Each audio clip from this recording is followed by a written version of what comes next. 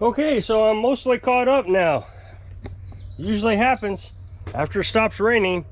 They just flood me with lawnmowers and stuff, and then as soon as the rain starts, you don't get anything. So you work non-stop and then nothing.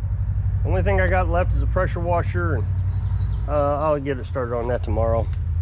Got this John Deere yesterday and I already got it finished. It just needed a service and tire changes. So that's ready to go. He said he'll pick it up this afternoon. So doing pretty good. So well, I think I was gonna shift gears in this video today. I did an experiment a few months ago talking about politics and stuff, see how it would do on my channel. It didn't do very well. I mean, it started out really strong and then it just died off pretty hard. So we'll see how this video does. But this isn't really politics, more than the human condition. I try very hard, and I know nobody believes me when I say this. That's what's funny, is when you tell the truth, people think you're lying, and when you're lying, people think you're telling the truth, and they follow you off a cliff. So, but I know people think I'm lying when I say this, but I try to tell the truth probably to a fault.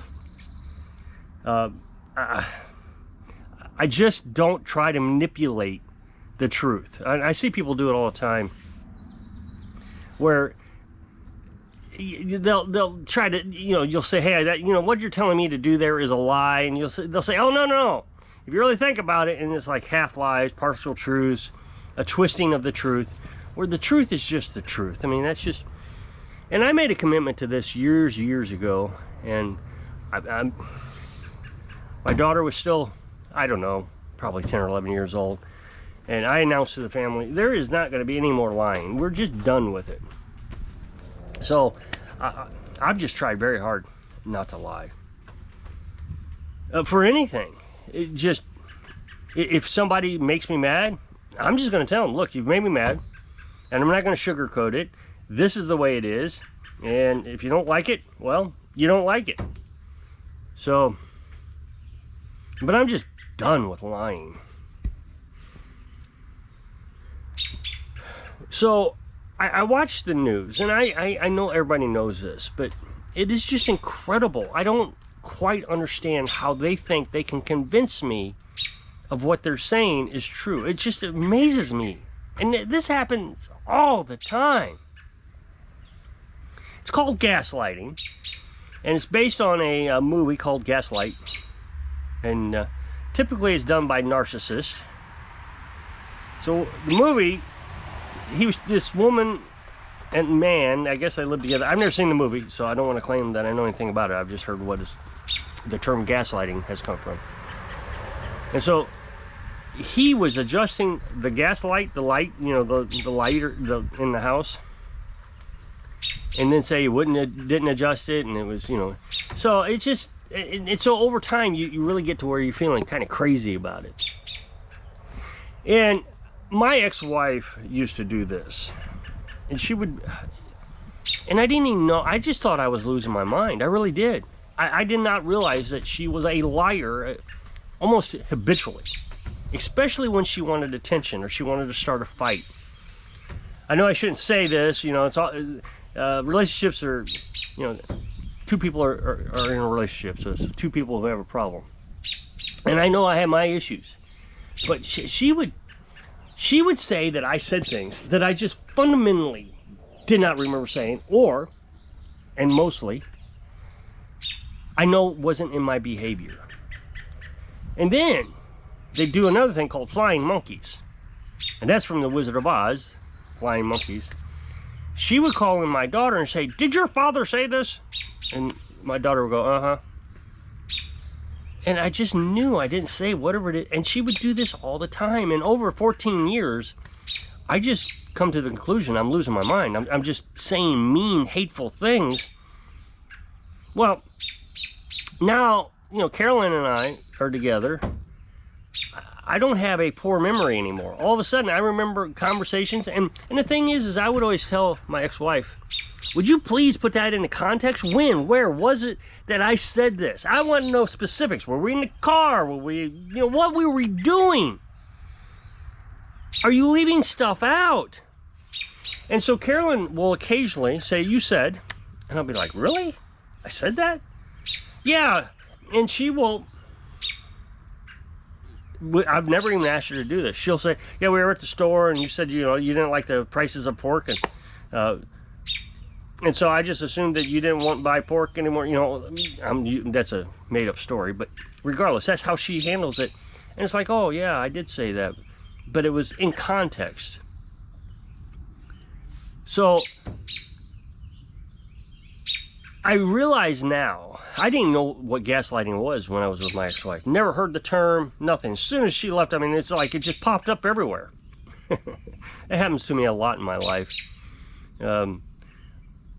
I heard about the book Atlas Shrugged one time. I did just a little side note. And so I wanted to buy it. I just heard about it one time. And so I wanted to buy it and read it. Well, after I heard about it, all of a sudden it was everywhere. The words Atlas Shrugged were everywhere. It was on TV shows. It was just everywhere. It's like, huh, how come I've never heard about it until the other day? So I digressed a little. So you look at the media, and I just don't even understand how they convince us, or think they're convincing us. I think that's a better term. Think they're convincing us of what they're saying. I remember when the St. Louis riots were happening, I guess about 10 years ago now. I mean, I lived just south of that. And there was a CNN reporter standing in front of a car that was completely on fire, and he said, mostly peaceful protests. And I was like, what? Mostly peaceful protest. Okay, I guess I understand what he's saying, that the majority of the people there are just walking around with their picket signs. Okay, that's fine. I mean, I don't have a problem with them, but that's not who I'm upset with. I'm upset with the guy burning down the cars and the buildings. I mean, I forget what it was, an AutoZone or I don't know. There was some big business, well-known business, that they torched. And I couldn't understand why they were saying mostly peaceful. And that, this is not a riot. And so you got rioters in the streets. I remember one time during that protest, a mother came out and she walked up to her son and she hit him in the side of the head. You get your blank back home now. And he went from punk to yes ma'am instantly. I do believe she was arrested. I don't know for sure, but I heard that she was either arrested or they were wanting to press charges for slapping her son. Abuse, So, and that's the thing is it's okay to burn down cars and bust up buildings. But to put a little discipline into your son, oh no, you can't do that. I just find it amazing that they believe they're convincing us. The polls right now are supporting the president going in there with the National Guards and the Marines. His poll numbers, they're starting to come out right now. His poll numbers are starting to shoot up. And they're still believing, they're convincing us that this is a mostly peaceful protest. Well, that's not what I'm seeing. I'm seeing what looks like the beginnings of a civil war. This is how the original Civil War started, with just a kind of not riots, but a clash. Here's what I find interesting, is the protesters, the rioters, I should say. I don't want to call them protesters, because I don't think they're protesting. The rioters said they want to declare war to give California back to Mexico. Okay, great. Let's have a war. Fine. That's what you want? You got a war. So we bring in our tanks and our drones and our Marines and our National Guard, and we're ready for war. Oh, you can't do that. We're only using rocks and fireworks. We have to fight with rocks and fireworks, not, wait a minute. I thought you said you wanted a war. I've said this my entire life. How in the world does the other side honestly believe they can win a war with this side, my side, when we're armed to the teeth and they want to pose guns? I know, we need gun control. We don't want guns. Well, they don't want guns because, well, first, they're a bunch of pansies and they don't want, you know, I can't pick up, this is violent, that's just terrible, whatever. But they want a war, and they want to fight with rocks and sticks and fireworks. No, that's not how it works. You want a war, you got a war. I mean, it's like, to me, it would be like going to war, taking today's modern equipment, going back in time to World War II, and wiping the place off the planet. Yep, that's how it's going to be. They're so outmatched. And so what they're really saying is, no, you can't bring your tanks and all your stuff because it's unfair. We don't have these things. We've been opposed to these things our entire political life, so we don't want to fight that way. We want you to fight the way we're fighting. They're just savages.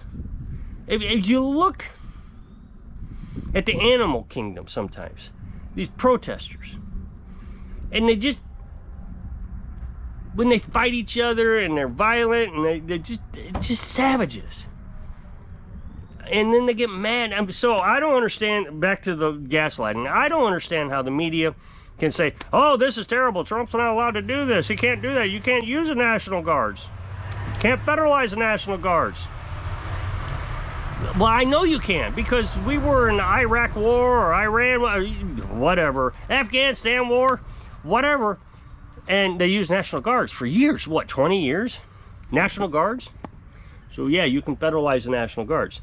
Secondly, the National Guard and the Marines, another gaslight, are there to protect federal buildings and law enforcement. That's it. They're not trying to control the crowds. Oh, you can't do that. You can't use the Army and Marines against citizens of the United States. Okay, well, first of all, I would agree with that unless, you know, Trump decides to call it an insurrection. But if illegal immigrants are in there and they are the you know, the ones holding the Mexican flag and burning down things, they're not a citizen. They are literally now at war. They are trying to start a war with America. If you're raising an American flag or a Mexican flag or any other nation's flag on American soil, burning the United States flag, you are now an enemy combatant, especially when you're using violence. And now they're saying, oh, there's no violence. What are you talking about, violence? No one has been killed. When you're getting rocks thrown at you, that's violent. If someone threw a rock at me, I have the legal authority to fight back and possibly even use deadly force, because it could cause death or great bodily harm, which is the definition of being able to use deadly force. So they're throwing rocks at the police officers, and the police officers are using less lethal reply. Pepper spray, tear gas, what do you call those, rubber balls? So, rubber bullets, that's what they're calling. So, this is just, I don't understand the gaslighting. How are they going to convince the American people that this is a peaceful or mostly peaceful protest? So, I guess that's my rant for today. Don't be gaslighting me. I'm tired of it. So if you'll click this up next box, it'll take you to a video over my other channel. Hope this video inspires you to not get gaslighted so you can live your dreams. Thanks for watching.